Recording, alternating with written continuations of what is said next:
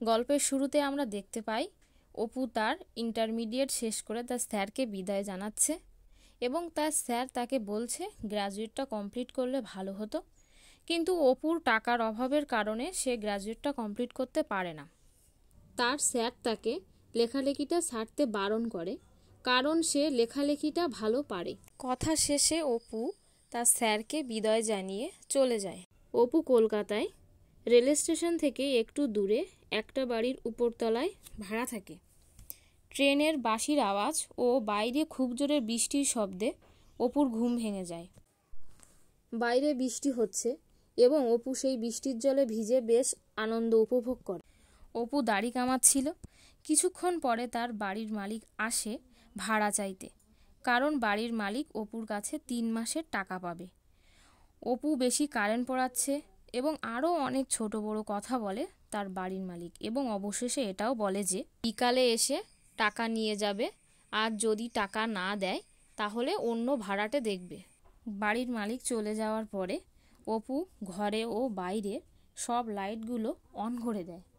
তো পরের সিনে দেখা যায় বেকার অপু তার থলিতে কিছু বই নিয়ে চাকরির খোঁজে ঘর থেকে বাইরে যাওয়ার পথে তার প্রতিবেশী তাকে একটা চিঠি দেয়। চিঠিতে এটাই লেখা ছিল যে তার গল্প একটি সাপ্তাহিক পত্রিকায় ছাপা হবে বলে বলা হয়েছে। তারপর সে একটা প্রাইমারি বিদ্যালয়ে যায় চাকরির খোঁজে।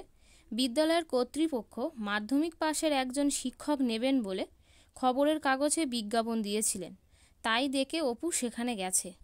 আর এখানে এক দাদু যেভাবে অপুর সঙ্গে কথা বলে, ওই বয়স হয়ে গেলে দাঁত পড়ে গেলে বয়স্ক মানুষজন যেভাবে কথা বলে আর কি সেটাই। আর এখানে যে সমস্যাটা হয় সেটা হলো অপু ইন্টারমিডিয়েট পাস আর ওরা নেবেন মাধ্যমিক পাস। নাও বোঝো অবস্থা। অবশেষে এটাও হলো না। অপু পরে আরও একটা জায়গায় যায় কাজের জন্য, সেখানে ওষুধের কারখানা, কিন্তু সে কাজ সে করতে পারবে না বলে মন খারাপ করে বাড়ি চলে আসে। বাড়ি ফিরে সে আপন মনে বাঁশি বাজাতে থাকে। কিছু পরে তার বন্ধু পুলু তার ঘরে আসে এবং পুলু অনেক খুঁজে তাকে পেয়েছে এসব বলতে থাকে। অতঃপর তারা একটা রেস্টুরেন্টে যায় খাবার খেতে, এবং রেস্টুরেন্টে খাবার খেতে খেতে বোঝা যায় যে অপু এখন টিউশনি পড়ায় আর 15 টাকা মাইনে পায়। তার বন্ধু পুলু বলে সে তার মামাতো বোনের বিয়েতে খুলনায় যাবে 5-7 দিনের জন্য এবং অপুকে ফিরে এসে একটা চাকরি দেবে। পুলু তার বন্ধুর সাথে খুলনা জায়গাটা কেমন সে সম্পর্কে বলতে থাকে। ওই একটা গ্রাম যেমন হয়, অজপাড়া গা, নদী, দিঘি, পুকুর ভরা মাছ, সবুজ ধানের মাঠ, কিচিমিচি পাখির ডাক, এসব অপুকে বলতে থাকে। তারপর তারা রাস্তা দিয়ে যেতে যেতে আরও কিছু কথা বলে। অপু পুলুকে বলে সে তার চাকরি করবে না, আর এটাও বলে যে সে একটা উপন্যাস লিখছে, আর এই উপন্যাসের বিষয়বস্তুটা পুলুর সাথে বলতে থাকে। গ্রামের খুব গরিব পরিবারের একটা ছেলে, পড়াশুনো করার ইচ্ছা, কিন্তু জীবনে অনেক কিছু করতে চায় কিন্তু করতে পারছে না।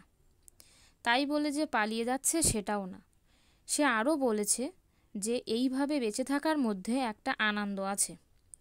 এসব শুনে পুলু বলে এ তো একটা আত্মজীবনী।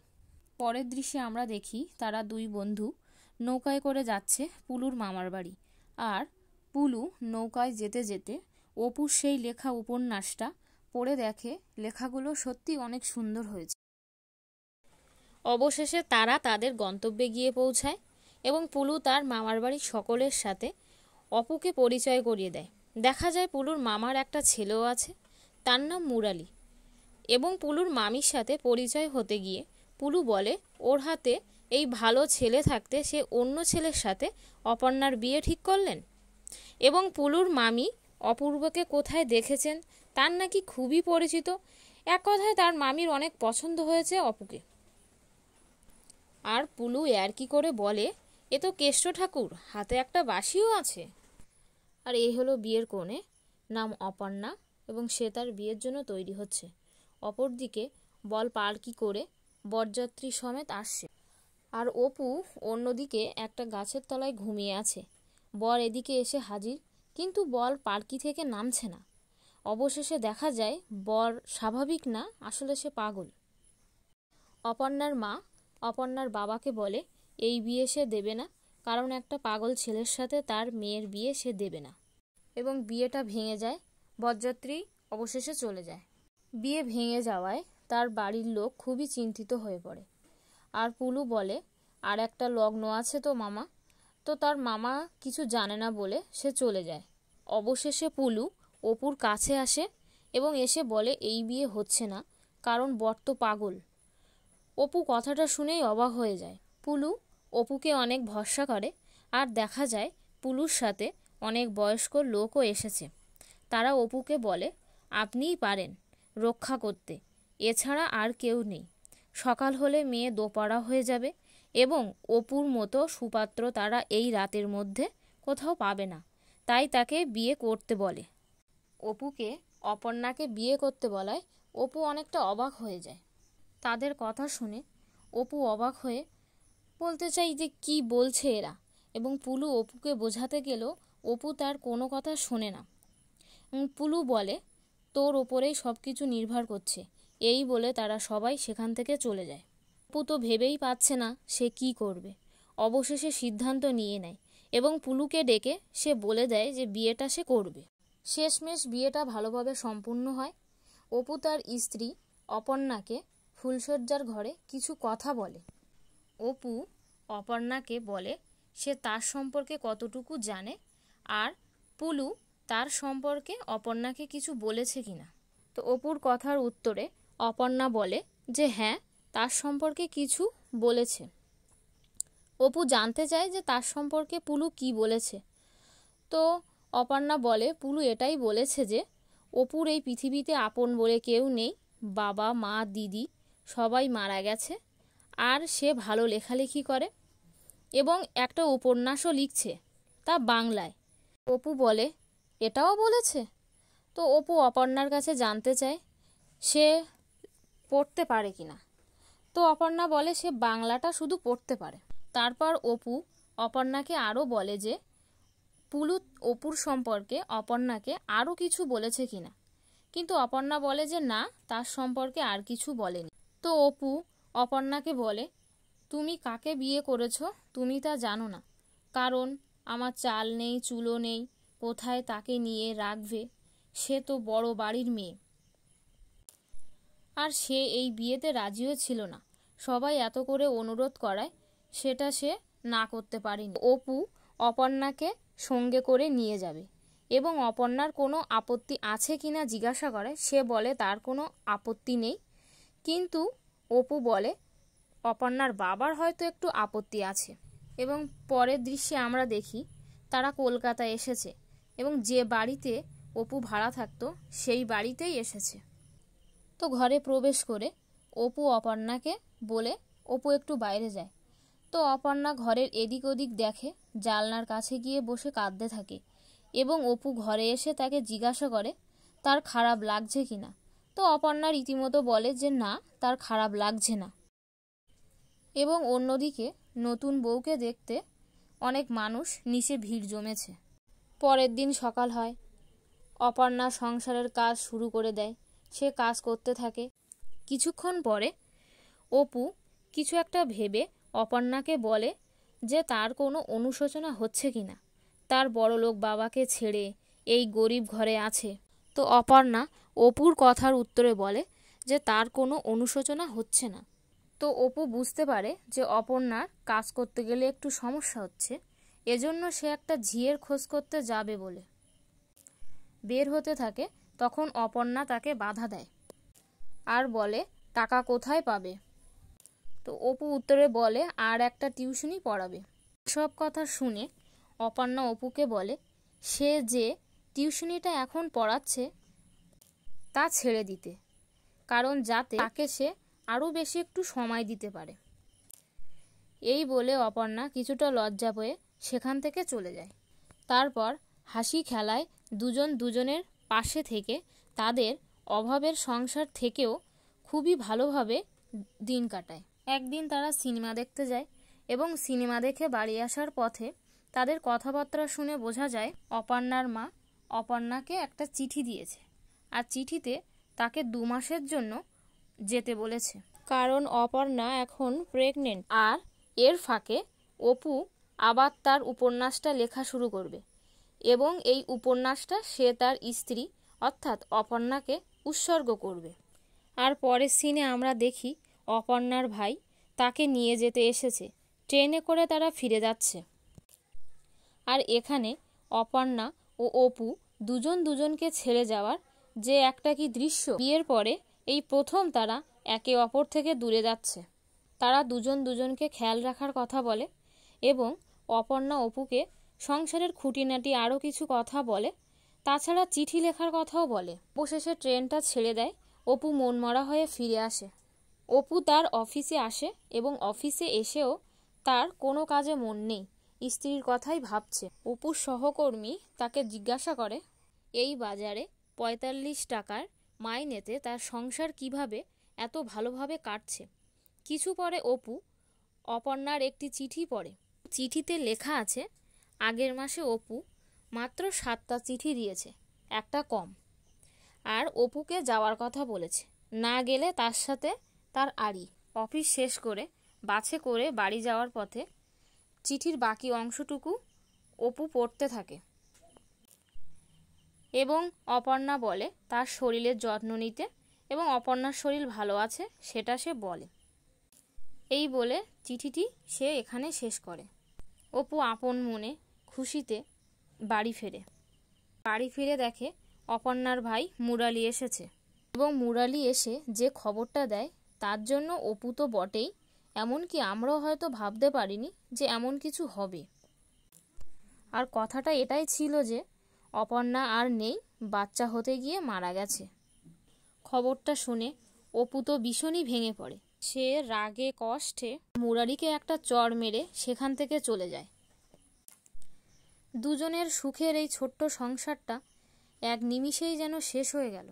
আস্তে আস্তে অপুর অবস্থা খারাপ হতে থাকে, আগের মতন আর নেই, ঠিক মতো খাওয়া দাওয়া করে না, সব কিছু যেন তার জীবনে এলোমেলো হয়ে গেছে। তার প্রতিবেশী তাকে খাবার দিতে গেলে তার থেকে জানা যায় যে অপর্ণা তো মারা গেছেই, কিন্তু ছেলেটা বেঁচে আছে। পরের সিনে দেখা যায় অপু নিজেকে শেষ করে দিতে চাইছে, কিন্তু সে সেটা না করে ঘরে এসে পুলুকে একটা চিঠি লিখে উপন্যাসটা সঙ্গে নিয়ে ট্রেনে করে অজানার উদ্দেশ্যে রওনা হয়। আর অন্যদিকে তাদের সন্তান বড় হতে থাকে তার মামার বাড়ি। অপু সমুদ্রের তীরে বন জঙ্গলে ঘুরতে থাকে এবং ঘুরতে ঘুরতে একটা পাহাড়ের উপরে গিয়ে বসে তার লেখা সেই উপন্যাসটা কি ভেবে সে ফেলে দেয়। এবং এদিকে দেখা যায় অপুর ছেলে অনেক বড় হয়ে গেছে এবং সে গ্রামের দুষ্টুমি করে বেড়ায়। পুলু এসেছে এবং সে তার মামার সঙ্গে কথা বলছে।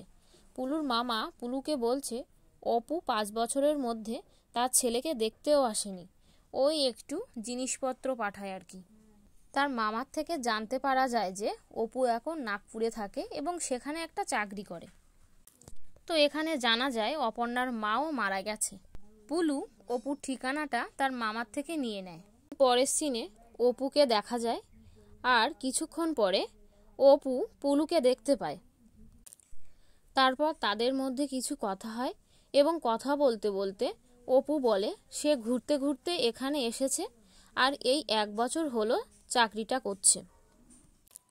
এবং পুলু অপুর সেই উপন্যাসের কথা জানতে চাইলে অপু বলে সে সেটা ফেলে দিয়েছে। কথাটা শুনে তো পুলু অনেক অবাক হয়। পুলুর কথায় জানা যায় অপুর ছেলের নাম কাজল, আর অপু সেটা আজকে জানল এবং পুলু অপুকে বলে ফিরে যেতে। পুলু আরও বলে তোর একটা ছেলে আছে, তাকে কে দেখবে, দায়িত্ব আছে একটা তার প্রতি, তুই তার বাবা। অপু উত্তরে বলে টাকা দিয়ে দিচ্ছে প্রতি মাসে, এর থেকে বেশি কিছু সে করতে পারবে না। তো এসব কথা শেষে পুলু চলে যেতে চাইলে অপু তাকে আবার ডাকে। তো পুলু বলে তাকে গাড়ি ধরতে হবে, সে চলে যাবে। অপু পুলুকে বলে তার সন্তানের একটা ব্যবস্থা করে দিতে, আর এটাও বলে যে কাজল আছে বলেই অপর্ণা আজ নেই। সে তার ছেলের জন্য টাকা পাঠিয়েছে, লাগলে আরও পাঠাবে, কিন্তু কোনো দায়িত্ব সে নেবে না। তো পুলুর কাজে জয়েন করতে হবে বলে সে চলে যায় আর অপু পুলু পুলু করে তার পেছন পেছনে ডাকতে থাকে। এবং একটা সময় পরে দেখি অপু তার শ্বশুর বাড়ি এসেছে।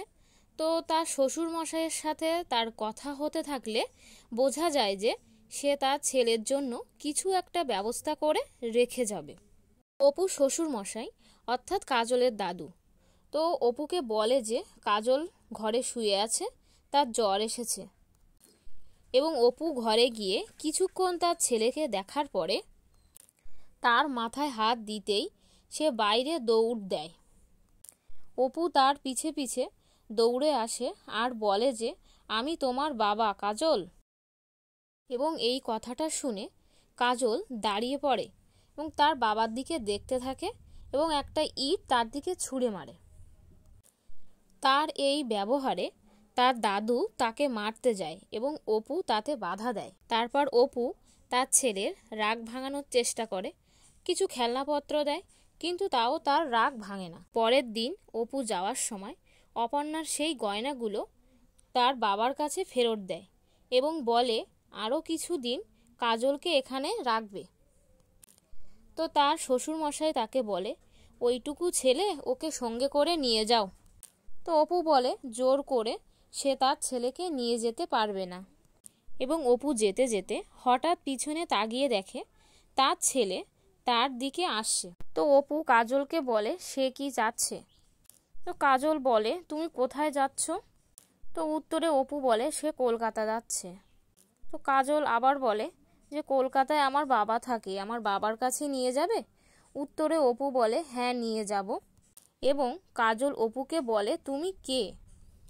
অপু যে তার বাবা এটা সে বলতে গিয়েও বলতে পারে না, এজন্য সে বলে যে সে তার বন্ধু। তার দাদু পিছন থেকে তাকে ডাকে আর কাজল তার বাবাকে বলে তার সঙ্গে গেলে তার দাদু তাকে বকবে। অপু বলে তুমি এসো, তোমার দাদু কিছু জানতে পারবে না। তারপর এক দৌড়ে অপু তার বাবার কাছে আসে এবং অপু তার ছেলেকে কাঁধে নিয়ে চলতে চলতে অপুর কান্না ভেজা মুখে আনন্দের হাসি দেখা যায়। আর এখানেই গল্পটি শেষ হয়।